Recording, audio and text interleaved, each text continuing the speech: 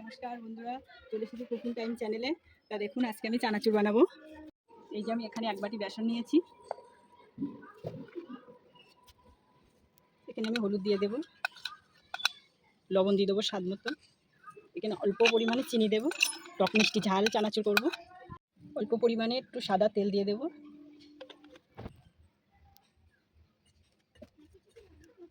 এখানে উষ্ণ গরম জল করে নিয়েছি, আস্তে আস্তে ব্যাটারটা তৈরি করে নেব।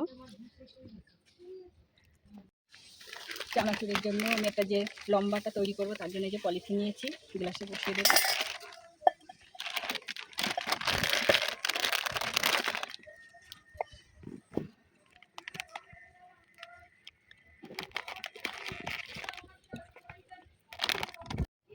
এবার বোঁদের জন্য একটু পাতলা করে নেবো ব্যাটারটা।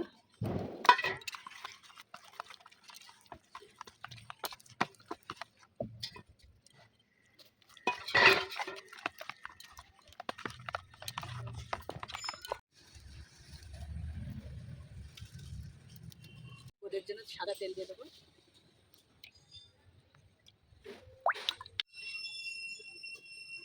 বোঁদের জন্য এই ছেঁকনিটা নিয়েছি, অল্প অল্প করে দিতে হবে।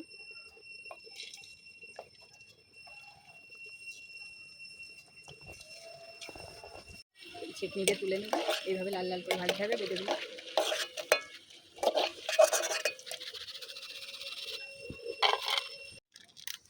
এই যে বন্ধুরা, বোঁদেগুলো ভাজা হয়ে গেছে, আমি কাটি ভাজা করে নেব।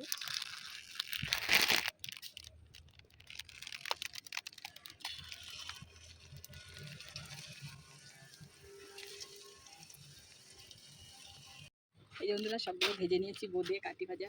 ছেঁকনিতে বুট ভেজে নেবো, বুটটা আমি আগে থাকতে ভিজিয়ে রেখেছি, শুকিয়ে নিয়েছি। ছেঁকনিতে করে বুটগুলো ভেজে নেব।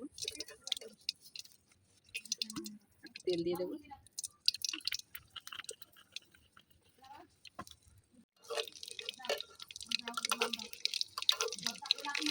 এই যে বন্ধুরা, বুটগুলো ভাজা হয়ে গেছে, ঢেলে নেব।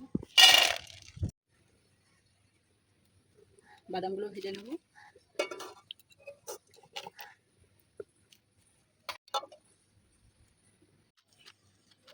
এই যে বন্ধুরা, বাদামটা ভাজা হয়ে গেছে।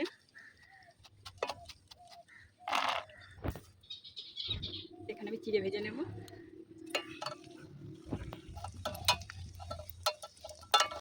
এই যে বন্ধুরা, চিড়েগুলো ভাজা হয়ে গেছে, আমার সব ভাজা রেডি হয়ে গেছে।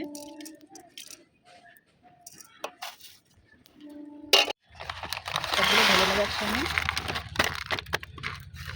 এগুলো ভেঙে নেব।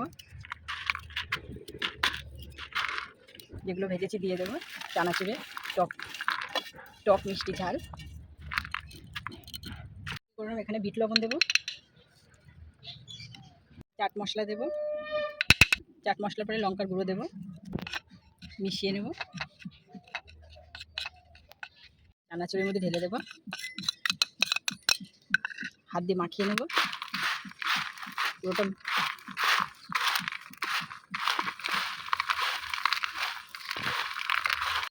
তা দেখুন বন্ধুরা, আমার চানাচুরটা রেডি হয়ে গেছে, দোকানের মতনই মুচমুচে করেছি। আপনারা চাইলে বাড়িতে খুব সহজ উপায়ে খেতে পারে, বাড়িতে বানালে খুব টেস্ট হয়। তা দেখুন কত সুন্দর হয়েছে, খেয়ে দেখবো কত সুন্দর টেস্ট হয়েছে।